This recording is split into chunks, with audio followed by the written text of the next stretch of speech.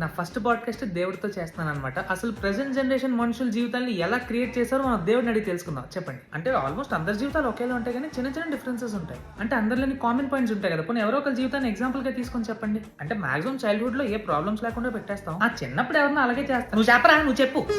Sorry continue. మెల్లిగా పెద్ద కొద్దీ చదువు, సంధ్య, బతకడం మీద ఇంట్రెస్ట్, అందం ఇవన్నీ తీసేస్తాం. అలాగే తీసేస్తారు. నేనే దేవుడు, నా ఇష్టం. ఇంకా మేము ఎందుకు బతికి కంటిన్యూ. ఒక తపన ఇస్తాం. ఓహో తపన, అమ్మాయిని ఇస్తారనమాట. ఇది బానే ఉంది. ఏదో ఒకటి సాధించాలనే తపన.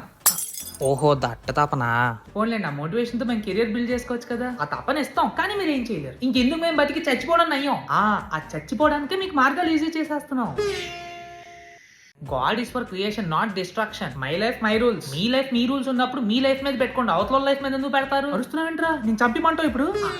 వద్దులేండి. Okay, let's continue. ఇది నేను చాలా మంది జీవితాల్లో చూశాను. ఒక పక్క అన్ని బాగానే ఉన్నాయి రోజు అనుకునేసరికి ఒక చెడు విషయం జరిగిపోద్ది. ఇంకో పక్క ఈ రోజు ఏమీ బాగాలేదు అనుకునేసరికి ఒక మంచి విషయం జరిగిపోద్ది. ఈ సడన్ షిఫ్ట్స్ ఎందుకు ఉంటాయి? ఇప్పుడు మూడ్ స్వింగ్స్ మీకేనండి, మాకు ఉంటాయి కదా. అంటే ఇప్పుడు నా మూడ్ బాగాలేదు, ఒకడు హ్యాపీగా ఉన్నాడు, ఆడి జీవితాన్ని పాడు చేసేస్తాను. అప్పుడు నాకు సాటిస్ఫాక్షన్. అంటే ఇప్పుడు మీ మూడ్ బట్టి మా జీవితాలు మారిపోతాయి అంటారు. ఎస్. సబ్స్క్రైబ్ చేయకపోతే దేవుడు చెప్పి మీ జీవితాన్ని మార్చేస్తాను. ఇందాక ఒకరి జీవితాన్ని ఎగ్జాంపుల్ గా తీసుకోమన్నాను కదా, అది ఎవరిది? నీదే.